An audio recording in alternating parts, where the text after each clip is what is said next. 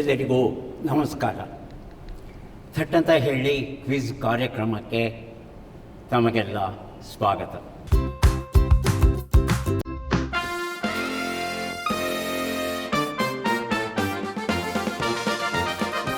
ಆಯ್ಕೆ ಕೊಡಬೇಕಾ?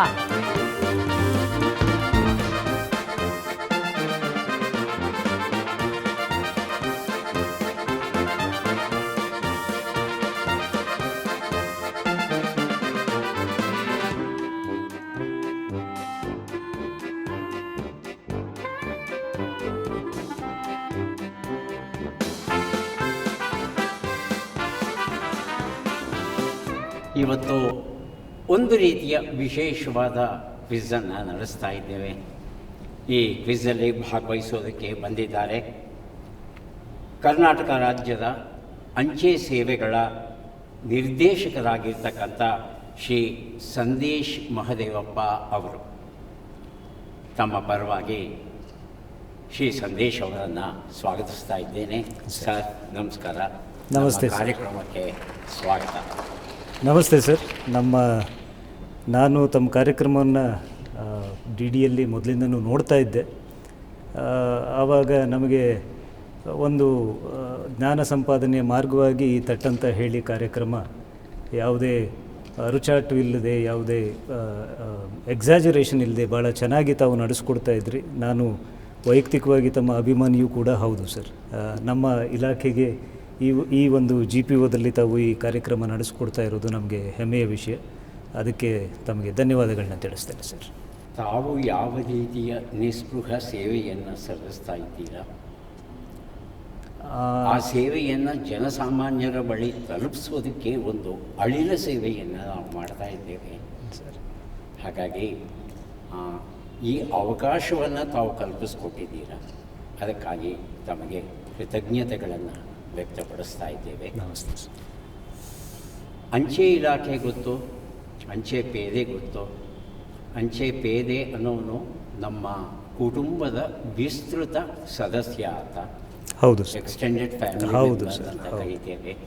ಇವತ್ತು ಹಳ್ಳಿಗಳಲ್ಲಿ ಪೋಸ್ಟ್ಮನ್ ಬಂದ ಅಂದರೆ ಬಂದು ಕೂರಿಸಿ ಅವನಿಗೆ ಒಂದಷ್ಟು ಬೆಲ್ಲ ನೀರನ್ನು ಕೊಟ್ಟು ಸುಧಾರಿಸ್ಕೊಳಪ್ಪ ಅಂತ ಹೇಳಿ ಏನು ಪತ್ರ ಬಂದಿದೆ ಓದಿ ಹೇಳು, ಅವ್ರ ಕೈಲಿ ಓದಿಸುವಂಥ ಸಂಸ್ಕೃತಿ ಇವತ್ತಿಗೂ ಉಳಿದಿದೆ. ಇದೆ ಸರ್, ಇದೆ ಇದೆ. ಈ ಅಂಚೆ ಇಲಾಖೆ ಅಂಚೆ ಪತ್ರಗಳನ್ನು ವಿಲೇವಾರಿ ಮಾಡೋದ್ರ ಜೊತೆಗೆ, ಮನಿ ಆರ್ಡರ್ ಕೊಡೋದ್ರ ಜೊತೆಗೆ ಇನ್ನು ಯಾವ ರೀತಿ ಸೇವೆಗಳನ್ನು ಸಲ್ಲಿಸ್ತಾ ಇದೆ, ಯಾವ ರೀತಿ ಶ್ರೀಸಾಮಾನ್ಯ ಅಂಚೆ ಕಚೇರಿಯ ಸೌಲಭ್ಯಗಳನ್ನು ಬಳಸ್ಕೋಬಹುದು ಅನ್ನೋದ್ರ ಬಗ್ಗೆ ಪರಿಪೂರ್ಣ ತಿಳುವಳಿಕೆ ಇದೆ ಅಂತ ನಾನು ಹೇಳೋಲ್ಲ. ಹಾಗಾಗಿ ಸಂಕ್ಷಿಪ್ತವಾಗಿ ಯಾವ ಸೇವೆಗಳನ್ನು ನಮ್ಮ ಶ್ರೀಸಾಮಾನ್ಯರು ಪಡಿಬಹುದು ತಮ್ಮಿಂದ, ಅದರ ಬಗ್ಗೆ ಒಂದೆರಡು ಮಾತು ಸರ್. ನಾರ್ಮಲಿ ಅಂಚೆ ಇಲಾಖೆ ಅಥವಾ ಅಂಚೆ ಕಚೇರಿ ಅಂತಂದಾಗ ಒಂದು ಎಕ್ಸಾಮಿನೇಷನ್ಗೆ ಅರ್ಜಿ ಸಲ್ಲಿಸೋ ಒಂದು ಪ್ರಕ್ರಿಯೆ, ಅಥವಾ ಯಾರಾದರೂ ಪರ್ಸನಲ್ ಕರೆಸ್ಪಾಂಡೆನ್ಸ್ ಲೆಟ್ರ್ ಬರೆದಿರೋದು, ಅಥವಾ ಮೊದಲೆಲ್ಲ ಗ್ರೀಟಿಂಗ್ ಕಾರ್ಡ್ಸ್ ಎಲ್ಲ ಕಳಿಸ್ತಾಯಿದ್ರು ಹೊಸ ವರ್ಷಗಳಿಗೆ. ಇದು ಜನರ ಮನಸ್ಸಿನಲ್ಲಿ ಇರ್ತಕ್ಕಂಥ ಭಾವನೆ. ಹಳ್ಳಿಗಳಲ್ಲಿ ಅಂಚೆ ಕಚೇರಿ ಅಂತಂದಾಗ ಒಂದು RD ಅಂತ, ರೆಕರಿಂಗ್ ಡೆಪಾಸಿಟ್ ಅಂತ ಒಂದು ಅಕೌಂಟ್ ಇರ್ತದೆ ಸರ್ ನಮ್ಮದು. ಅದು ಬಹಳ ಪ್ರಸಿದ್ಧಿ ಈಗಲೂ ಕೂಡ ಇದೆ. ಹಳ್ಳಿಗಳಲ್ಲಿ ಗ್ರಾಮೀಣ ಪ್ರದೇಶದಲ್ಲಿ ದುಡಿತಾ ಇರ್ತಕ್ಕಂಥ ವ್ಯಕ್ತಿ ಒಂದು ದಿನಕ್ಕೊಂದು 200 ರಿಂದ 500 ರೂಪಾಯಿ ದುಡಿದಾಗ ಒಂದು ಆ ತಿಂಗಳಿಗೆ ಒಂದು 100 ರೂಪಾಯೋ 500 ರೂಪಾಯೋ 1000 ರೂಪಾಯೋ ಕೂಡಿಡುವಂಥ ಒಂದು ಪ್ರವೃತ್ತಿಯನ್ನು ಶುರು ಮಾಡಿಕೊಟ್ಟಿದ್ದೇ ನಮ್ಮ ಇಲಾಖೆಯ ಪ್ರಾಡಕ್ಟ್. ಅದಕ್ಕೆ ನಮಗೆ ಹೆಮ್ಮೆ ಇದೆ. ಇದು ಜನರ ಮನಸ್ಸಿನಲ್ಲಿ ಇರ್ತಕ್ಕಂಥ, ಹಳ್ಳಿಗಳಲ್ಲಿ ಒಂದು ಅಕೌಂಟ್, RD ಅಕೌಂಟ್ ಅನ್ನೋದೊಂದು ಭಾವನೆ. ಸಿಟಿಗಳಲ್ಲಿ ಅಥವಾ ಮೆಟ್ರೋ ಏರಿಯಾಗಳಲ್ಲಿ ಯಾವುದಾದ್ರೂ ಸ್ಪೀಡ್ ಪೋಸ್ಟ್ ಆರ್ಟಿಕಲ್ಲು ಅಥವಾ ಸ್ಪೀಡ್ ಪೋಸ್ಟನ್ನು ತಲುಪಿಸುವಂಥದ್ದು ಇದು ಸಾಮಾನ್ಯವಾಗಿ ಇರ್ತಕ್ಕಂಥ ಭಾವನೆ. ಆದರೆ ನಮ್ಮ ಇಲಾಖೆ ಸುಮಾರು 170 ವರ್ಷಗಳ ಅನುಭವ ಇರತಕ್ಕಂಥ ಇಲಾಖೆ. ದೇಶದಾದ್ಯಂತ 1,65,000ಕ್ಕೂ ಹೆಚ್ಚು ಅಂಚೆ ಕಚೇರಿಗಳನ್ನ ಹೊಂದಿದ್ದೇವೆ ನಾವು. ಮತ್ತು ಈ ಅಂಚೆ ಕಚೇರಿಯಲ್ಲಿ ಬಹುತೇಕ 80 ರಿಂದ 85% ಗ್ರಾಮೀಣ ಪ್ರದೇಶಗಳಲ್ಲೇ ಇರ್ತಕ್ಕಂಥದ್ದು. ನಮ್ಮ ಇಲಾಖೆ ಕಾಲಕ್ಕೆ ತಕ್ಕಂತೆ ಅದು ಎವಾಲ್ವ್ ಆಗ್ತಾ ಬಂದಿದೆ. ಸೇವೆಗಳಲ್ಲಿ ಪ್ರಮುಖವಾಗಿ ನಾವು 3 ರೀತಿಯ ಸೇವೆಗಳನ್ನ ನಾವು ಗಮನಿಸ್ಬೋದು. ಒಂದು ನಾನು ಈಗಲೇ ಹೇಳಿದೆ ಈ ಸ್ಪೀಡ್ ಪೋಸ್ಟ್ ಅಂತ, ಆದರೆ ಮೇಲ್ಸ್ ಕ್ಯಾಟಗರಿ ಅಂತ ಕರಿತೀವಿ ನಮ್ಮ ಪೋಸ್ಟಲ್ ಭಾಷೆಯಲ್ಲಿ, ಮೇಲ್ಸ್ ಕ್ಯಾಟಗರಿ ಅಂತ ಕರಿತೀವಿ, ಅಥವಾ ಇಂಡಸ್ಟ್ರಿ ಭಾಷೆಯಲ್ಲಿ CEP ಸೆಕ್ಟರ್ ಅಂತ ಕರಿತೀವಿ, ಕೊರಿಯರ್ ಎಕ್ಸ್ಪ್ರೆಸ್ ಪಾರ್ಸಲ್ ಸೆಕ್ಟರ್ ಅಂತ ಕರಿತೀವಿ. ಅದರಲ್ಲಿ ನಾವು ಪತ್ರಗಳನ್ನ ಕಳಿಸೋದು, ಪಾರ್ಸಲ್ಗಳನ್ನ ಕಳಿಸೋದು, ಹೊರದೇಶಗಳಿಗೆ ಪಾರ್ಸಲ್ ಅಥವಾ ಪತ್ರಗಳನ್ನ ಕಳಿಸೋದು, ಇದು ಸುಮಾರು ಹೊರದೇಶಗಳಿಗೆ ಕಳಿಸುವಂಥದ್ದು ಸುಮಾರು ನಾಗರಿಕರಿಗೆ ಅಷ್ಟಾಗಿ ಅವೇರ್ನೆಸ್ ಇಲ್ಲ. ನಮ್ಮಿಂದ ಕಡಿಮೆ ದರದಲ್ಲಿ ಬಹಳ ಪ್ರಾಂಪ್ಟಾಗಿ ಪ್ರಾಮಾಣಿಕವಾಗಿ ಈ ಸೇವೆ ಸುಮಾರು 185-190 ದೇಶಗಳಿದ್ದಾವೆ. ಭಾರತ ಕೂಡ ಈ ಯುನೈಟೆಡ್ ನೇಷನ್ ಆರ್ಗನೈಸೇಷನ್ ಅಡಿಯಲ್ಲಿ ಬರುವಂತಹ UPU ಅಂತ ಒಂದು ಸಂಸ್ಥೆ ಇದೆ, ಅದರ ಫೌಂಡರ್ ಸಿಗ್ನೇಟರಿ ಭಾರತ ಕೂಡ. ಸೊ ಹಾಗಾಗಿ ನಮಗೆ 2 ಬಾಧ್ಯತೆಗಳಿರ್ತವೆ. ಒಂದು ಬಿಸ್ನೆಸ್ ಮಾಡುವಂಥದ್ದು, ಇನ್ನೊಂದು ಈ ಯಾರು ನಾನು ಮೊದಲೇ ತಿಳಿಸಿದ ಹಾಗೆ ಪ್ರತಿ ನಾಗರಿಕರಿಗೂ ಒಂದು ಸಂವಹನ ಮಾಧ್ಯಮವಾಗಿ ಒಂದು ಅವಕಾಶ ಇರಬೇಕು ಅಂತ. ಆ ನಿಟ್ಟಿನಲ್ಲಿ ಈ ಒಂದು ಮೇಲ್ಸ್ ಪ್ರಾಡಕ್ಟಲ್ಲಿ ಬೇರೆ ಬೇರೆ ಅದರ ಒಳಗಡೆ ಒಂದು 10-12 ಪ್ರಾಡಕ್ಟ್ಗಳಿದ್ದಾವೆ. ಅದರಲ್ಲಿ ಪೋಸ್ಟ್ ಕಾರ್ಡು, ಎನ್ವಲಪ್ಪು, ಮತ್ತು ಕವರ್ಗಳು, ಸ್ಪೀಡ್ ಪೋಸ್ಟು, ಅದರಲ್ಲಿ ಮತ್ತು ಇವಾಗ ಮಾನ್ಯ ಮಂತ್ರಿಗಳು ಹೊಸದಾಗಿ ಸರ್ 6 ಮೆಟ್ರೋ ನಗರಗಳಲ್ಲಿ, ಈಗ ಉದಾಹರಣೆ ಬೆಂಗಳೂರಿನಿಂದ ನಾವು ಆರ್ಟಿಕಲ್ ಬುಕ್ ಮಾಡಿದ್ರೆ ನಾಳೆ ಬೆಳಿಗ್ಗೆ ಡೆಲ್ಲಿಯಲ್ಲಿ ಡೆಲಿವರಿ ಆಗ್ತದೆ, ನಾಳೆ ಬೆಳಿಗ್ಗೆ ಮಹಾರಾಷ್ಟ್ರ ಮುಂಬೈಯಲ್ಲಿ ಡೆಲಿವರಿ ಆಗ್ತದೆ, ಕೋಲ್ಕತ್ತಾದಲ್ಲಿ ಡೆಲಿವರಿ ಆಗ್ತದೆ. ಅದೇ ರೀತಿ ಯಾರಾದರೂ ಡೆಲ್ಲಿಯಲ್ಲಿ ಬುಕ್ ಮಾಡಿದ್ರೆ ಬೆಂಗಳೂರಲ್ಲಿ ಡೆಲಿವರಿ ಆಗ್ತದೆ ಸರ್, ಒಂದೇ ದಿನಕ್ಕೆ 24 ಗಂಟೆಗಳ ಸೇವೆ. ಒಂದು 3-4 ತಿಂಗಳ ಹಿಂದೆ ಮಾನ್ಯ ಕೇಂದ್ರ ಸಚಿವರು ಅದನ್ನು ಲಾಂಚ್ ಮಾಡಿದ್ದಾರೆ. ಇದಿಷ್ಟು ಮೇಲ್ಸ್ ಕ್ಯಾಟಗರಿ ಅಂತ ಬರುತ್ತೆ ಸರ್. ಇದು ನಮ್ಮ ಪ್ರಮುಖವಾದ ಒಂದು ಭಾಗ. ಎರಡನೇದು ನಾನು RD ಅಕೌಂಟ್ ಅಂತ ಹೇಳಿದೆ. ಅದು ನಾವು ಲಾರ್ಜರ್ ಪಿಕ್ಚರಲ್ಲಿ ನೋಡಿದಾಗ ನಮ್ಮ ಇಲಾಖೆ ಗ್ರಾಮೀಣ ಪ್ರದೇಶದ ಎಲ್ಲ ಜನರ ಆರ್ಥಿಕ ಒಳಗೊಳ್ಳುವಿಕೆಗೆ ಪ್ರಮುಖ ಕಾರಣ. ಏಕೆಂತಂದರೆ ಅಲ್ಲಿ ಯಾವುದೂ ಒಂದು ಕಮರ್ಷಿಯಲ್ ಬ್ಯಾಂಕ್ ಆಗಲಿ ಅಥವಾ ಇನ್ನೊಂದಾಗಲಿ ಇರೋದಿಲ್ಲ. ಯಾರಾದರೂ ದುಡ್ದಿರ್ತಕ್ಕಂಥ ದುಡ್ಡನ್ನು ಉಳಿತಾಯ ಮಾಡಿ ಮಗನ ವಿದ್ಯಾಭ್ಯಾಸಕ್ಕೋ ಮಗಳ ವಿದ್ಯಾಭ್ಯಾಸಕ್ಕೋ ಮುಂದೆ ಯಾವುದಾದ್ರೂ ಕಷ್ಟಕ್ಕೆ ಬೇಕು ಅಂತಂದಾಗ ಆ ಉಳಿತಾಯ, ಆ ಇನ್ವೆಸ್ಟ್ಮೆಂಟ್, ಸ್ಮಾಲ್ ಇನ್ವೆಸ್ಟ್ಮೆಂಟನ್ನು ನಾವು ಜನರಲ್ಲಿ ಕಲಿಸ್ಕೊಡ್ತಾ ಇರ್ತಕ್ಕಂಥದ್ದು ಅನ್ನೋಯಿಂಗ್ಲಿ ನಾವು ಅದನ್ನು ಆ ಭಾಗವಾಗಿದ್ದೀವಿ, ಫೈನಾನ್ಷಿಯಲ್ ಇನ್ಕ್ಲೂಷನ್ನ ಭಾಗವಾಗಿದ್ದೀವಿ. ಅದರಲ್ಲೂ ಕೂಡ ವಿವಿಧವಾದ ಪ್ರಾಡಕ್ಟ್ಗಳಿದ್ದಾವೆ ಸರ್. ಮಹಿಳೆಯರಿಗೆ ಸ್ಪೆಸಿಫಿಕ್ ಆಗಿದ್ದಾವೆ, ಆಮೇಲೆ ಹೆಣ್ಮಕ್ಳುಗಳಿಗಿದೆ, ಹಿರಿಯ ನಾಗರಿಕರಿಗಿದೆ, fixed deposit, recurring deposit, basic savings account, ಈ ರೀತಿ ಸುಮಾರು ಪ್ರಾಡಕ್ಟ್ಗಳಿದ್ದಾವೆ ಸರ್. ಇದು ಎರಡನೇ ಭಾಗ. ಮೂರನೇದು ಬಂದು ಇನ್ಶೂರೆನ್ಸು. ಇಡೀ ನಾವು ಬೇರೆ ಬೇರೆ ಕಂಪ್ನಿಗಳ ಇನ್ಶೂರೆನ್ಸ್ ನೋಡ್ತೀವಿ. ನನಗೆ ತಿಳಿದ ಹಾಗೆ ಇನ್ಶೂರೆನ್ಸನ್ನು ಶುರು ಮಾಡಿದ್ದು ನಾವು. ಇನ್ಶೂರೆನ್ಸನ್ನು ಬಹಳ ಸುಮಾರು ಭಾರತದಲ್ಲಿ ಸುಮಾರು 100 ವರ್ಷಗಳ ಇತಿಹಾಸ ಇದೆ ಸರ್. ಅದಕ್ಕೆ ಮೊದಲು ಬರೀ ಇಲಾಖೆಯವರಿಗೆ ಅಂತ ಶುರು ಮಾಡಿದ್ದು, ಅದರ ನಂತರ ಯಾರ್ಯಾರು ಸರ್ಕಾರಿ ನೌಕರರಿದ್ದಾರೆ ಅವರಿಗೆ ಅದನ್ನು ಎಕ್ಸ್ಟೆಂಡ್ ಮಾಡಿದ್ವಿ. ಈಗಂತೂ ಬಹಳ ಲಿಬ್ರಲೈಸ್ ಮಾಡಿ ಯಾರ್ಯಾರು ಪದವಿ ಹೊಂದಿದ್ದಾರೆ ಅಥವಾ ಒಂದು ಎಲಿಜಿಬಲ್ ಟೆಕ್ನಿಕಲ್ ಕ್ವಾಲಿಫಿಕೇಷನ್ ಇದೆ, ಓದ್ಕೊಂಡಿರ್ತಾರೆ, ಅಂದರೆ ಅದರ ಉದ್ದೇಶ ಏನು ಅಂದರೆ ಯಾರಿಗೆ ದುಡಿಯುವ ಸಾಮರ್ಥ್ಯ ಇದೆ ತಕ್ಕ ಮಟ್ಟಿಗೆ ಅವರು ಇನ್ಶೂರೆನ್ಸನ್ನು ತಗೋಬೋದು, ಎಲ್ಲಿ ಸಿಟಿಯಲ್ಲಿ ಇರ್ತಕ್ಕಂಥವ್ರು. ಅದೇ ರೀತಿ ಗ್ರಾಮೀಣ ಪ್ರದೇಶದಲ್ಲಿ ಇರ್ತಕ್ಕಂಥವ್ರು RPLI, rural postal life insurance ಅಂತ, ಅದ್ರ ಮುಖಾಂತರ ಒಂದೊಂದು PLI, RPLI ಒಳಗಡೆ ಕೂಡ ಅವರ ಅನುಕೂಲಕ್ಕೆ ಬೇಕಾದಂಥ 6-7 ಪ್ರಾಡಕ್ಟ್ಗಳಿದ್ದಾವೆ ಸರ್. ಜನರು ಈ ಸೌಲಭ್ಯ ಮೇಲ್ಸು, ಫೈನಾನ್ಷಿಯಲ್ ಇನ್ಕ್ಲೂಷನ್ ಬಗ್ಗೆ ಮಾತಾಡಿದ್ದು ಮತ್ತು ಇನ್ಶೂರೆನ್ಸು ನಮ್ಮ ದೇಶದ ಎಲ್ಲ ಪೋಸ್ಟ್ ಆಫೀಸ್ಗಳಲ್ಲೂ ಇದು ಲಭ್ಯ ಇದೆ ಸರ್.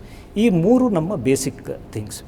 ಇದಾದ ನಂತರ ನಾವು ಬೇರೆ ಬೇರೆ ಸರ್ಕಾರದ ಜೊತೆ, ರಾಜ್ಯ ಸರ್ಕಾರ, ಕೇಂದ್ರ ಸರ್ಕಾರಗಳ ಜೊತೆ ಒಂದೊಂದು ಒಪ್ಪಂದಗಳನ್ನ, MOUಗಳನ್ನ ಮಾಡಿಕೊಂಡು ಅವರಿಂದ ಜನರಿಗೆ ರೀಚ್ ಆಗಬೇಕಂತ ಸೌಲಭ್ಯಗಳನ್ನ ನಮ್ಮ ಮುಖಾಂತರ ನಾವು ತಲುಪಿಸ್ತಾ ಇದ್ದೇವೆ. ಸಣ್ಣ ಉದಾಹರಣೆ ಹೇಳೋದಿದ್ದರೆ, ಈಗ PUC ಎಕ್ಸಾಮ್ ನಡೆಯುತ್ತೆ, ಅದರ ಮೆಟೀರಿಯಲ್ಸನ್ನು ನಾವು ಲಾಜಿಸ್ಟಿಕ್ ಪಾರ್ಟ್ನರು, ಕರ್ನಾಟಕ ರಾಜ್ಯದಲ್ಲಿ PUC ಇರ್ಬೋದು, 10th ಇರ್ಬೋದು, ಅಥವಾ ಬೇರೆ ಬೇರೆ ಯೂನಿವರ್ಸಿಟೀಸ್ಗಳಿರ್ಬೋದು, ಅದರ ಲಾಜಿಸ್ಟಿಕ್ ಪಾರ್ಟ್ನರಾಗಿ ಕೆಲಸ ಮಾಡ್ತೇವೆ. ಎಲೆಕ್ಟ್ರಿಸಿಟಿ ಬಿಲ್ಲು, ಯಾರಾದರೂ ಪೋಸ್ಟ್ ಆಫೀಸ್ಗೆ ಹೋಗಿ ಎಲೆಕ್ಟ್ರಿಸಿಟಿ ಬಿಲ್ ಕಟ್ಟುವಂಥದ್ದು, ಮೊದಲು ಕೆಲವೊಮ್ಮೆ ಈಗ RTO ಚಲಾನ್ ಇರ್ಬೋದು, ಲಾಯರ್ಗಳ ನೋಟಿಸ್ ಇರ್ಬೋದು, ಈ ರೀತಿ ನಾವು ಒಪ್ಪಂದ ಮಾಡ್ಕೊಂಡಿರ್ತೇವೆ. ಅದೇ ರೀತಿ ಕೇಂದ್ರ ಸರ್ಕಾರದಲ್ಲಿ sir, ministry of external affairs ಜೊತೆ ನಾವು ಒಂದು ಒಪ್ಪಂದ ಮಾಡಿಕೊಂಡು ಪ್ರತಿ ಲೋಕಸಭಾ ಸಂಸದರು ಇರ್ತಕ್ಕಂಥ ಜಿಲ್ಲೆಗಳಲ್ಲಿ ಒಂದು POPSK ಅಂತ ಓಪನ್ ಮಾಡಿದ್ದೇವೆ ಸರ್. ಅಂದರೆ ಈ ಪಾಸ್ಪೋರ್ಟ್ ಬಯಸುವಂಥ ನಾಗರಿಕ ಬರೀ ಬೆಂಗಳೂರಿಗೆ ಬರಬೇಕಾದ ಅನಿವಾರ್ಯತೆ ಇಲ್ಲ. ಬೀದರ್ಲಿ ಕುಳಿತಿರ್ತಕ್ಕಂಥ ವ್ಯಕ್ತಿ ಬೀದರ್ನಲ್ಲಿ ಇರ್ತಕ್ಕಂಥ ಅಂಚೆ ಕಚೇರಿ ಮುಖಾಂತರ ತನ್ನ ಪಾಸ್ಪೋರ್ಟನ್ನು ಪಡೆಯಬಹುದು. ಇದೊಂದು ಒಂದು ರ್ಯಾಷನಲ್ ಚೇಂಜ್ ಇದು.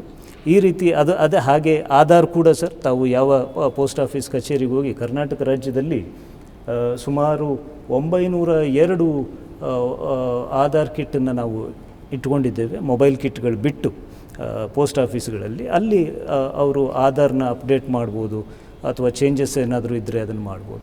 ಈ ಬಯೋಮೆಟ್ರಿಕ್ ಅಪ್ಡೇಟ್ ಅಂತಾರಲ್ಲ, ಏನದು? ಏನಾಗುತ್ತೆ, ಈಗ ಡಿಜಿಟಲ್ ಲೈಫ್ ಸರ್ಟಿಫಿಕೇಟ್ ಅಂತ ಇರ್ತದೆ.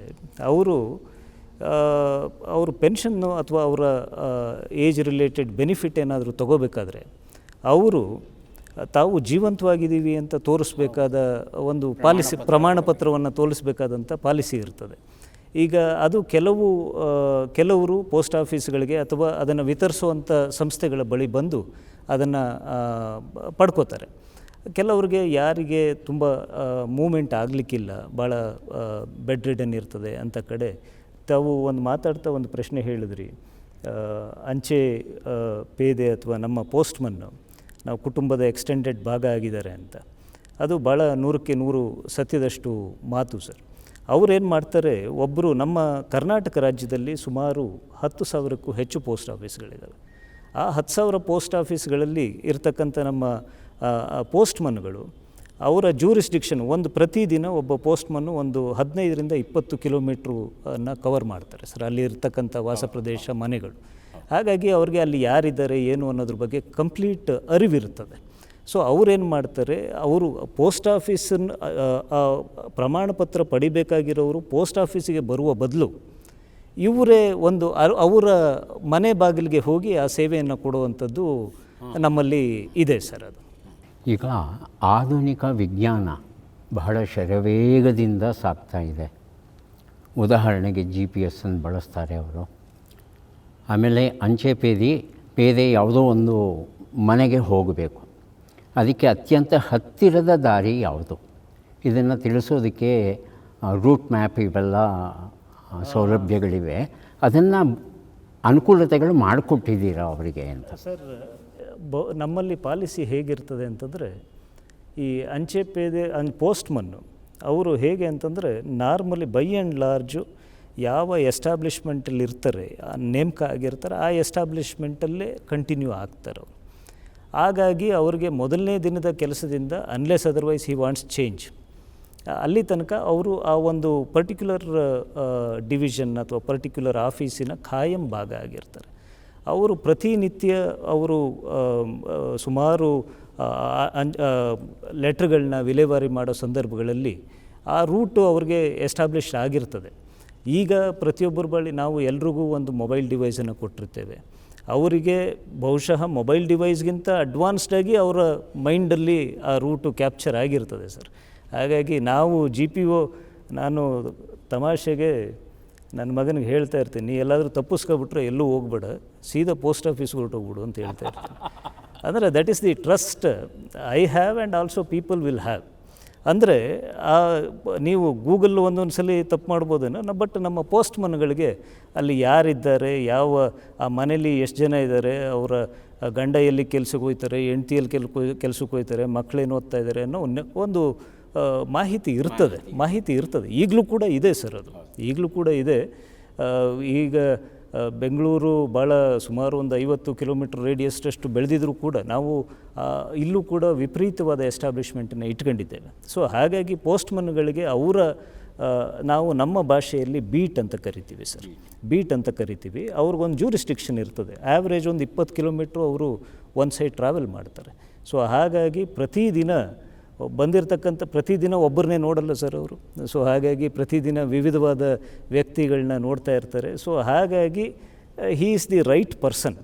ಮತ್ತು ಕೇಂದ್ರ ಸರ್ಕಾರ ಮತ್ತು ರಾಜ್ಯ ಸರ್ಕಾರಗಳಿಗೂ ಈ ಮಾಹಿತಿ ಇರೋದರಿಂದ ಪೋಸ್ಟ್ಮನ್ನನ್ನು ಒಂದು ಬೇರೆ ಬೇರೆ ಸ್ಕೀಮ್ಗಳ ವೆರಿಫಿಕೇಷನ್ಗೆ ಬಳಸ್ಕೊತಾರೆ.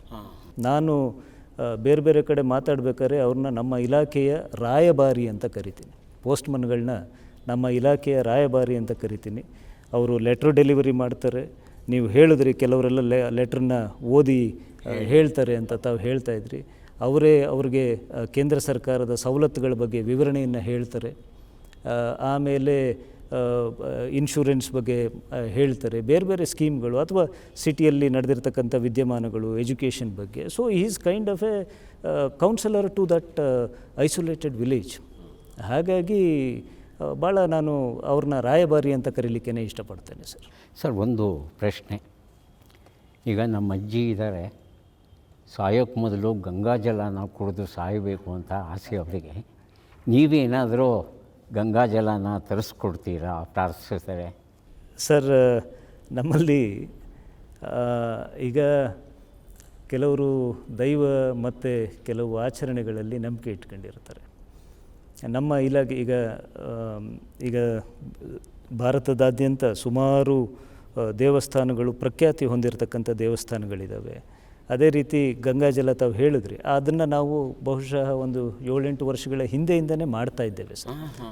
ಈ ವರ್ಷಗಳ ಹಿಂದೆಯಿಂದನೇ ಮಾಡ್ತಾ ಇದ್ದೇವೆ. ಹಾಗಾಗಿ ಅವರು ಅದನ್ನು ಸಮೀಪ ಇರತಕ್ಕಂಥ ಒಂದು ಪೋಸ್ಟ್ ಆಫೀಸಲ್ಲಿ ಹೋಗಿ ವಿಚಾರಿಸ್ಬಹುದು.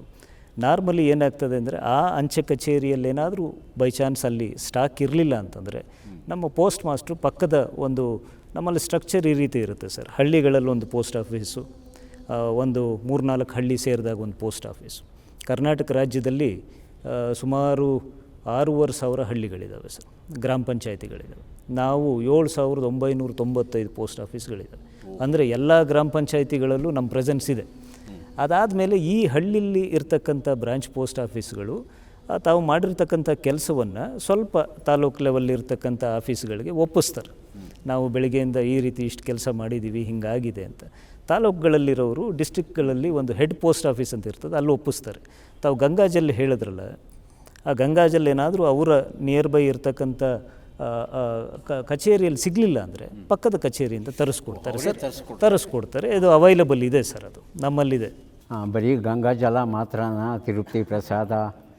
ಸರ್, ನಾನು ಆಂಧ್ರದಲ್ಲಿ ಕೆಲಸ ಮಾಡಬೇಕಾದ್ರೆ ಗೋದಾವರಿಯಲ್ಲಿ ಒಂದು ಕುಂಭಮೇಳ ಆಯಿತು ಸರ್. ಆವಾಗ ಅಲ್ಲಿನ ರಾಜ್ಯ ಸರ್ಕಾರ ನಮ್ಮ ಜೊತೆ ಒಪ್ಪಂದ ಮಾಡಿಕೊಂಡು ನಾವು ಅಲ್ಲಿ ಗೋಡ್ ಜೆಲ್ ಅಂತ, ಅದನ್ನು ನಾವು ಗಾಡ್ ಜೆಲ್ ಅಂತ ತಮಾಷೆಯಾಗೂ ಮಾತಾಡ್ತಾ ಇದ್ವಿ. ಗೋದಾವರಿ ನೀರನ್ನು ನಾವು ತರಿಸಿ, ಯಾರು ಅದನ್ನು ನಂಬೋರು ಇರ್ತಾರೆ, ಅದು ಅವರವರ ನಂಬಿಕೆ. ಸೊ ಹಾಗಾಗಿ ಆ ನೀರನ್ನು ತರಿಸಿ ಗ್ರಾಹಕರಿಗೆ ನಾವು ತರಿಸ್ಕೊಟ್ಟಿದ್ವಿ. ಕರ್ನಾಟಕದಲ್ಲಿ ನನಗೆ ಉದಾಹರಣೆ ಇಲ್ಲ, ಯಾರಾದರೂ ಕಾವೇರಿ ನೀರು, ಬೀದರವ್ರು ಯಾರಾದರೂ ಕಾವೇರಿ ನೀರು ಬೇಕು ಅಂತ ಕೇಳಿದ್ರೆ ಅದನ್ನು ವ್ಯವಸ್ಥೆ ಮಾಡಿಕೊಡ್ಬೋದು. ಖಂಡಿತ. ಓ, ಹಾಗೆ ಟೆಂಪಲ್ ಬಗ್ಗೆ ತಾವು ಹೇಳಿದ್ರಿ, ಟೆಂಪಲ್ ಸೇವೆಗಳಿದ್ದಾವೆ. ಅದನ್ನು ನಾವು ಮುಜರಾಯಿ ಇಲಾಖೆ ಜೊತೆ, ಕೆಲವು ಆಯ್ದ ದೇವಸ್ಥಾನಗಳ ಜೊತೆ ಒಪ್ಪಂದ ಮೊದಲಿಂದನೂ ಇದೆ. ಕೆಲವೆಲ್ಲ ನವೀಕರಣ ಮತ್ತೆ ಮಾಡ್ಕೋತಾ ಇದ್ದೀವಿ. ಸೊ ಹಾಗಾಗಿ ಈಗ ತಾವು ತಿರುಪತಿ ಹೇಳಿದ್ರಿ, ಅವರು ಅದು ಕೂಡ ಅಲ್ಲಿ ಬಹುಶಃ ಆ ಸೇವೆ ಸೌಲಭ್ಯ ಇರ್ತದೆ. ಕರ್ನಾಟಕದಲ್ಲಿ ಶ್ರೀಕಂಠೇಶ್ವರ ನಂಜನಗೂಡಲ್ಲಿ ಪ್ರಖ್ಯಾತಿ, ಚಾಮುಂಡೇಶ್ವರಿ ಮೈಸೂರಲ್ಲಿ ಪ್ರಖ್ಯಾತಿ, ಧರ್ಮಸ್ಥಳ, ಉಡುಪಿ, ಕುಕ್ಕೆ ಸುಬ್ರಹ್ಮಣ್ಯ, ಬಳ್ಳಾರಿಯಲ್ಲಿ ವಿರೂಪಾಕ್ಷ, ಇವೆಲ್ಲ ಸುಮಾರು ಪ್ರಾಮಿನೆಂಟ್ ದೇವಸ್ಥಾನಗಳಿದ್ದಾವೆ ಅವರವರ ನಂಬಿಕೆಗೆ ಅನುಗುಣವಾಗಿ. ಬಟ್ ನಾವು ಮುಜರಾಯಿ ಇಲಾಖೆ ಜೊತೆ ಈ ಒಪ್ಪಂದವನ್ನು ಮತ್ತೆ ನವೀಕರಿಸೋ ನಿಟ್ಟಿನಲ್ಲಿ ಕೆಲಸ ಮಾಡ್ತಾ ಇದ್ದೇವೆ ಸರ್. ಬೆಂಗಳೂರು ಪ್ರಧಾನವಾದ ನಗರ ನಮ್ಮ ದೇಶದಲ್ಲಿ, ವಿಶ್ವದಲ್ಲಿ.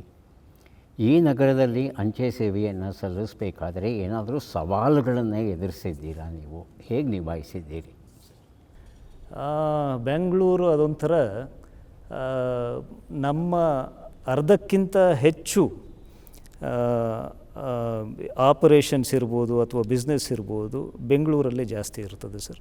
ಕಾರಣ ಇಲ್ಲಿನ ಜನಸಂಖ್ಯೆ ಕೂಡ ಹಾಗೇ ಇದೆ, ಮತ್ತು ಇದೊಂಥರ ಕಾಸ್ಮೋ ನಗರ ಸರ್. ಎಲ್ಲ ವಿವಿಧ ಭಾಷೆಯ, ವಿವಿಧ ಆಚರಣೆಯ ಜನರು ಬೆಂಗಳೂರಿನಲ್ಲಿ ಕೆಲಸ ಸಲ್ಲಿಸ್ತಾ ಇದ್ದಾರೆ, ಸೇವೆ ಮಾಡ್ತಾ ಇದ್ದಾರೆ. ನಮ್ಮಲ್ಲಿ ಬೆಂಗಳೂರು ರೀಜನ್ ಅಂತಲೇ 2017ರಲ್ಲಿ ಇಲ್ಲಿನ ಆಪರೇಷನ್ಸ್ಗಳನ್ನ ಮ್ಯಾನೇಜ್ ಮಾಡಲಿಕ್ಕೆ ಒಂದು ಹೊಸದಾದ ವಲಯವನ್ನೇ ಸೃಷ್ಟಿ ಮಾಡಿದ್ವಿ 2017ರಲ್ಲಿ. 2017ಕ್ಕೆ ಮುಂಚೆ ಈ ವಲಯ ಇರಲಿಲ್ಲ. ಈ ವಲಯವನ್ನು ಸೃಷ್ಟಿ ಮಾಡಿ ಇಲ್ಲಿನ ಆಪರೇಷನ್ಸ್ಗಳನ್ನ ನಾವು ಸ್ಟ್ರೀಮ್ಲೈನ್ ಮಾಡಲಿಕ್ಕೆ ಶುರು ಮಾಡಿದ್ವಿ. ಸುಮಾರು 8-9 ವರ್ಷಗಳ ಹಿಂದೆ ಹೊಸ ವಲಯವನ್ನು ಸೃಷ್ಟಿ ಮಾಡಿದ್ವಿ. ಆಮೇಲೆ ಬೆಂಗಳೂರು ನಗರಕ್ಕೆ ತಕ್ಕಂತೆ ಈಗ ಜನಸಂಖ್ಯೆ ಬೆಳೀತಾ, ಮೊದಲಾದರೆ ಒಂದು 100 ಜನ ಪೋಸ್ಟ್ಮನ್ ಇತ್ತು, ಈಗ 100 ಜನ ಸಾಲೋದಿಲ್ಲ. ಸೊ ಹಾಗಾಗಿ ಇಲ್ಲಿ 3,000-4,000 ಜನ ಬರೀ ಬೆಂಗಳೂರು ನಗರಕ್ಕೆ ಸೇವೆ ಮಾಡಲಿಕ್ಕೆ ಪೋಸ್ಟ್ಮನ್ ಇದ್ದಾರೆ ಸರ್. ಹಾಗಾಗಿ ನಮ್ಮ ಇಡೀ ಇಲಾಖೆ 32,000 ಜನ ಇದ್ದಾರೆ ಕರ್ನಾಟಕ ರಾಜ್ಯದಲ್ಲಿ. ಬೆಂಗಳೂರನ್ನ ಕೇಟ್ರ್ ಮಾಡಲಿಕ್ಕೆ ನಾವು ಸಫಿಷಿಯೆಂಟ್ ಮ್ಯಾನ್ ಪವರ್ನ ಬೇರೆ ಬೇರೆ ಕಡೆಯಿಂದ ತಂದು ಇಲ್ಲಿ ಇಟ್ಕೊಂಡಿದ್ದೇವೆ.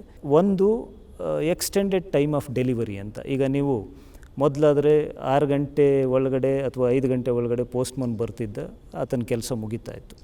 ಈಗ ನೀವು ಮನೆಗೆ ಹೋಗೋದೇ 8 ಗಂಟೆ ಆಗುತ್ತೆ ಅಂತಂದರೆ 8 ಗಂಟೆಗೆ ನೀವು ಡೆಲಿವರಿ ಬರಬೇಕು ಅನ್ನೋದು ಎಕ್ಸ್ಪೆಕ್ಟ್ ಮಾಡ್ತಾರೆ. ಇಲ್ಲಿ ಬೆಂಗಳೂರಲ್ಲಿ ಇರ್ತಕ್ಕಂಥ ಜನ ಎಕ್ಸ್ಪೆಕ್ಟ್ ಮಾಡ್ತಾರೆ. ಆಮೇಲೆ ಶನಿವಾರ ಬೇಕು, ನಾನು ಶನಿವಾರ ಫ್ರೀ ಇರ್ತೀನಿ, ಶನಿವಾರ ನನಗೆ ಡೆಲಿವರಿ ಇರಬೇಕು, ಭಾನುವಾರ ಇರಬೇಕು ಅಂತ ಬಯಸ್ತಾರೆ. ಹಾಗಾಗಿ ನಾವು ಬೆಂಗಳೂರು ನಗರದಲ್ಲಿ ಶನಿವಾರ, ಭಾನುವಾರ ಮತ್ತು 2 ಶಿಫ್ಟ್ ಡೆಲಿವರಿಯನ್ನು ಶುರು ಮಾಡಿದ್ದೇವೆ ಸರ್.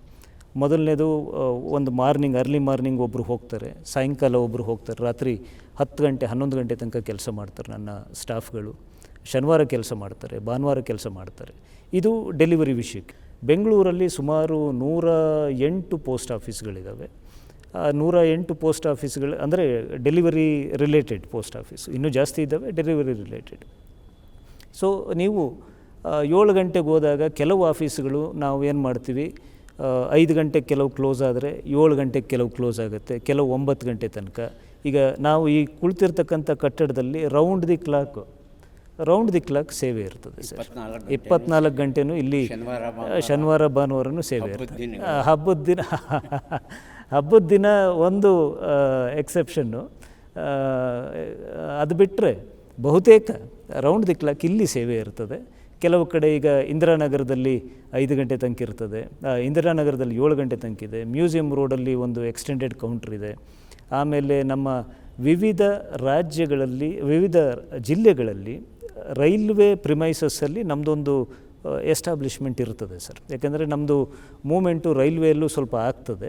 ಅಂಥ ಕಡೆ ರೌಂಡ್ ದಿ ಕ್ಲಾಕ್ ಫೆಸಿಲಿಟಿ ಇರ್ತದೆ. ಈಗ ಮೈಸೂರಲ್ಲಿ ರೌಂಡ್ ದಿ ಕ್ಲಾಕ್ ಇದೆ, ದಾವಣಗೆರೆಯಲ್ಲಿ ರೈಲ್ವೆ ಯೂನಿಟಲ್ಲಿ ರೌಂಡ್ ದಿ ಕ್ಲಾಕ್ ಫೆಸಿಲಿಟಿ ಇರ್ತದೆ. ಸೊ ಹಾಗಾಗಿ ಬೆಂಗಳೂರಲ್ಲಿ ಈ ರೀತಿ ಮಾಡಿಫಿಕೇಷನ್ ಮಾಡ್ಕೊಂಡಿದ್ದೀವಿ ನಾವು. ಕೆಲವರು ಸ್ಟಾಫು ಬೆಳಿಗ್ಗೆ ಬಂದು ಒಂದು 4 ಗಂಟೆ ತನಕ ಕೆಲಸ ಮಾಡ್ತಾರೆ, ಕೆಲವರು 2 ಗಂಟೆಗೆ ಬಂದು 8 ಗಂಟೆ ತನಕ ಕೆಲಸ ಮಾಡ್ತಾರೆ. ಈ ಶಿಫ್ಟ್ ವೈಸಲ್ಲಿ ಮಾಡ್ಕೊಂಡಿದ್ದೀವಿ ಸರ್. ಸರ್, ಇನ್ನೊಂದು ಕೊನೆ ಪ್ರಶ್ನೆ ಕೇಳಿಬಿಡ್ತೇನೆ. ಅಂಚೆ ಇಲಾಖೆ ಇಷ್ಟು ವೈವಿಧ್ಯಮಯವಾದ ಸೇವೆಗಳನ್ನು ಸಲ್ಲಿಸ್ತಾ ಇದೆ. ನಮ್ಮ ಯುವ ಜನತೆಗೆ, ವಿಶೇಷವಾಗಿ ಮಕ್ಕಳಿಗೆ ಈ ಬಗ್ಗೆ ಮಾಹಿತಿ ಹೇಗೆ ತಲುಪ್ತಾ ಇದೆ? ನೀವೇನಾದರೂ ತಲುಪಿಸೋ ವ್ಯವಸ್ಥೆ ಮಾಡ್ಕೊಂಡಿದ್ದೀರಾ? ಹೆತ್ತವರಾಗಲಿ ಅಥವಾ ಶಾಲೆಯವರಾಗಲಿ ಅಂಚೆ ಕಚೇರಿಯ ಕೆಲಸ ಕಾರ್ಯಗಳ ಪರಿಚಯ ಮಾಡಿಕೊಡ್ಬೇಕು ಅಂದರೆ ಅವರು ನಿಮಗೆ ಪತ್ರ ಬರೀಬಹುದಾ, ಅಥವಾ ನೇರವಾಗಿ ಬಂದು GPOದಲ್ಲಿ ಅಥವಾ ನಮ್ಮ ಕರ್ನಾಟಕ ರಾಜ್ಯದ ಯಾವುದೇ ಅಂಚೆ ಕಚೇರಿಗೆ ಹೋಗಿ ಮಾಹಿತಿ ಪಡಿಬಹುದಾ?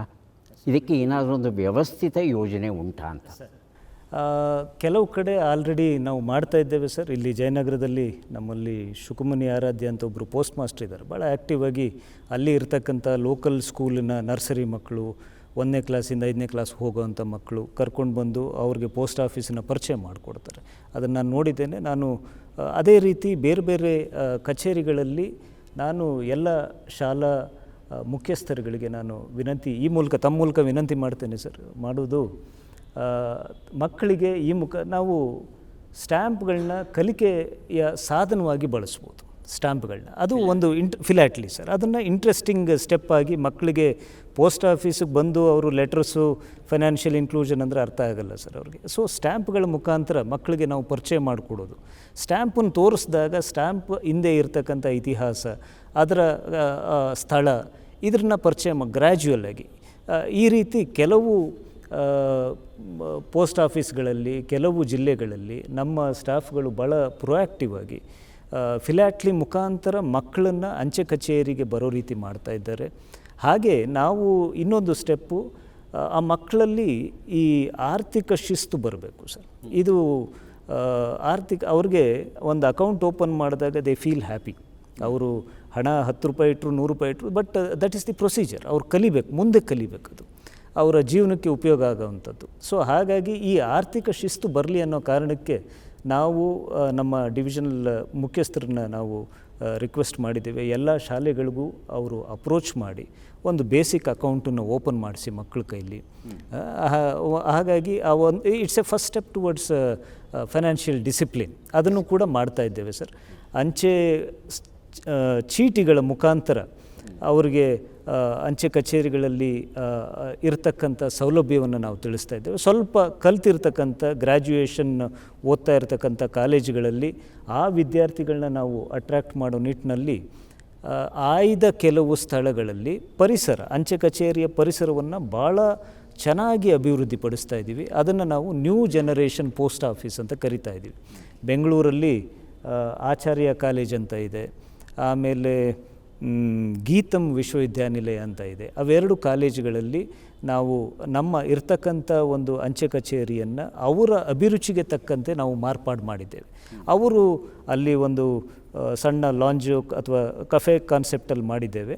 ಅವ್ರು ಬಂದು ಕುಳಿತು ಸ್ವಲ್ಪ ಅವರ ಥಾಟ್ಸನ್ನು ದೆ ಕ್ಯಾನ್ ರೆಕಾರ್ಡ್. ಆಮೇಲೆ ಅಂಥ ಸಂದರ್ಭದಲ್ಲಿ ಅಲ್ಲಿ ಅವರು ಇಂಟರ್ನ್ಯಾಷನಲ್ ಮೇಲ್ಸ್ ಪರಿಚಯ ಆಗ್ತದೆ, ಅಥವಾ ನಮ್ಮಲ್ಲಿ ಇರ್ತಕ್ಕಂಥ ಪ್ರಾಡಕ್ಟ್ಗಳ ಬಗ್ಗೆ ಪರಿಚಯ ಆಗ್ತದೆ. ಹೊಸ ಜನ್ರೇಷನನ್ನು ಪೋಸ್ಟ್ ಆಫೀಸ್ ಕಡೆ ಸೆಳೆಯೋ ನಿಟ್ಟಿನಲ್ಲಿ ಈ ನ್ಯೂ ಜನ್ ಪೋಸ್ಟ್ ಆಫೀಸ್ ಅಂತ ಮಾಡಿದ್ದೀವಿ. ಇದನ್ನು ಬಹುಶಃ ನಾವು ಎಲ್ಲೆಲ್ಲಿ ಯೂನಿವರ್ಸಿಟೀಸ್ಗಳಿರ್ತವೆ, ಎಲ್ಲೆಲ್ಲಿ ಇನ್ಸ್ಟಿಟ್ಯೂಟ್ಗಳಿರ್ತವೆ ಅಂಥ ಕಡೆ ಮಾಡ್ತಾಯಿದ್ದೀವಿ. ಕರ್ನಾಟಕದಲ್ಲಿ 5 ಕಡೆ ಮಾಡಿದ್ದೇವೆ, ದೇಶದಾದ್ಯಂತ ಸುಮಾರು 150 ಕಡೆ ಮಾಡಿದ್ದೇವೆ, ಮತ್ತು ಕಂಟಿನ್ಯೂ ಮಾಡ್ತಾ ಹೋಗ್ತಾ ಇದ್ದೇವೆ ಸರ್. ಈ ರೀತಿ ನಾವು ಅವ್ರನ್ನ ತಲುಪ್ತಾ ಇದ್ದೇವೆ ಸರ್. ಅದ್ಭುತವಾದ ಕೆಲಸ ಮಾಡ್ತಾ ಇದ್ದೀರಿ ತಾವು. ಇನ್ನೂ ಮಾತನಾಡೋ ಆಸೆ ಇದೆ ನನಗೆ ತಮ್ಮ ಯೋಜನೆಗಳ ಬಗ್ಗೆ. ಮಕ್ಕಳನ್ನು ಹೇಗೆ ಆಕರ್ಷಿಸಬೇಕು, ಹಿರಿಯ ನಾಗರಿಕರಿಗೆ ಏನೇನು ಸೌಲಭ್ಯಗಳಿದೆ, ಇವೆಲ್ಲ ಕೇಳೋ ಆಸೆ ಇದೆ. ಆದರೆ ಸಮಯ ಅನ್ನೋದು ಬೆನ್ನು ತಟ್ಟಿ ಹೇಳ್ತಾ ಇರುತ್ತೆ. ಆದರೂ ಸಾಕಷ್ಟು ಮಾಹಿತಿಗಳು ಕೊಟ್ಟಿದ್ದೀರಾ. ಅದರಲ್ಲೂ ನ್ಯೂ ಜನ್ ಪೋಸ್ಟ್ ಆಫೀಸ್ ಅಂತ ಒಂದು ಪರಿಕಲ್ಪನೆ ಏನಿದೆ, ಅದ್ಭುತವಾಗಿದೆ. ಅದು ತುಂಬ ಸಂತೋಷ. ತಮ್ಮ ಎಲ್ಲ ಕೆಲಸ ಕಾರ್ಯಗಳಲ್ಲಿ ಪರಿಪೂರ್ಣ ಯಶಸ್ಸು ದೊರೀಲಿ. ನಿಮ್ಮ ಎಲ್ಲ ಅಭಿಯಾನಗಳನ್ನು ಪರಿಪೂರ್ಣ ಯಶಸ್ವಿಗೊಳಿಸುವಂಥ, ಅದರ ಲಾಭವನ್ನು ಪಡೆಯುವಂಥ ನಮ್ಮ ವೀಕ್ಷಕರು ಯಾರಿದ್ದಾರೆ ಅವರು ಈ ಸೇವೆಗಳ ಸದುಪಯೋಗ ಪಡಿತಾರೆ ಅಂತ ನಾನು ಭಾವಿಸ್ತಾ ಇದ್ದೇನೆ. ತುಂಬ ಸಂತೋಷ ಸರ್, ತುಂಬ ಒಳ್ಳೆಯ ಮಾಹಿತಿ ಕೊಟ್ಟಿದ್ದೀರಿ. ಒಂದಷ್ಟು ಪುಸ್ತಕಗಳನ್ನು ನಿಮಗೆ ಕೊಡಬೇಕು. ನೀವು ಪುಸ್ತಕ ತುಂಬ ಓದ್ತೀರಾ ಅಂತ ಗೊತ್ತು ನಮಗೆ, ಹಾಗಾಗಿ ಒಂದಷ್ಟು ಪುಸ್ತಕ ಕೊಡ್ತಾ ಇದ್ದೇವೆ. ದಯವಿಟ್ಟು ಸ್ವೀಕರಿಸಿ.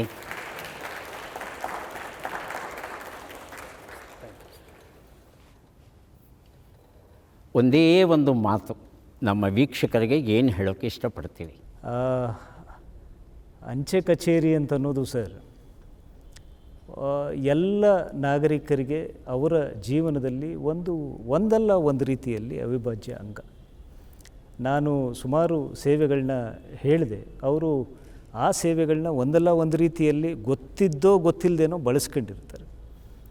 ನಾನು ಅವರಲ್ಲಿ ಮನವಿ ಮಾಡೋದೇನು ಅಂತಂದರೆ, ಸುಮಾರು ಸೇವೆಗಳು, ಜನಪರ ಸೇವೆಗಳು ನಮ್ಮ ಇಲಾಖೆಯಲ್ಲಿ ಲಭ್ಯ ಇದೆ. ದಯಮಾಡಿ ತಾವು ಅಂಚೆ ಕಚೇರಿಗೆ ಭೇಟಿ ನೀಡಿ ತಮ್ಮ ಮನೆಯವರಿಗೆ, ಮಕ್ಕಳಿಗೆ, ಕುಟುಂಬಸ್ಥರಿಗೆ, ಸ್ನೇಹಿತರಿಗೆ ಬಾಯಿ ಮಾತುಗಳ ಮುಖಾಂತರ ನಮ್ಮ ಇಲಾಖೆಯ ಕಾರ್ಯಕ್ರಮದ ಬಗ್ಗೆ ಮತ್ತು ಅಲ್ಲಿ ಇರ್ತಕ್ಕಂಥ ವಿವಿಧ ಉತ್ಪನ್ನಗಳ ಬಗ್ಗೆ ದಯಮಾಡಿ ತಿಳಿಸಿ ಮತ್ತು ನಮಗೆ ಸಹಾಯ ಮಾಡಿ ಅಂತ ಕೇಳ್ಕೊಳ್ತೇನೆ. ತುಂಬ ಸಂತೋಷ ಸರ್, ಧನ್ಯವಾದ. ಧನ್ಯವಾದ. Thank you sir. ವೀಕ್ಷಕರೇ, ಕರ್ನಾಟಕ ರಾಜ್ಯದ ಅಂಚೆ ಸೇವೆಗಳ ಮುಖ್ಯ ನಿರ್ದೇಶಕರಾಗಿರ್ತಕ್ಕಂಥ ಶ್ರೀ ಸಂದೇಶ್ ಮಹದೇವಪ್ಪ ಅವ್ರ ಜೊತೆ ಅಂಚೆ ಕಚೇರಿಯ ಸೌಲಭ್ಯಗಳು, ಸೇವೆಗಳು ಏನೇನಿವೆ ಅದರ ಬಗ್ಗೆ ಪ್ರಾಥಮಿಕ ಮಾಹಿತಿಯನ್ನು ತಿಳ್ಕೊಂಡ್ವಿ. ತಮ್ಮೆಲ್ಲರ ಪರವಾಗಿ ಅವರಿಗೆ ಕೃತಜ್ಞತೆಗಳನ್ನು ಸಲ್ಲಿಸ್ತಾ ಇದ್ದೇವೆ. ಮತ್ತೆ ಭೇಟಿಯಾಗೋಣ. ನಮಸ್ಕಾರ. ಆಯ್ಕೆ ಕೊಡಬೇಕಾ?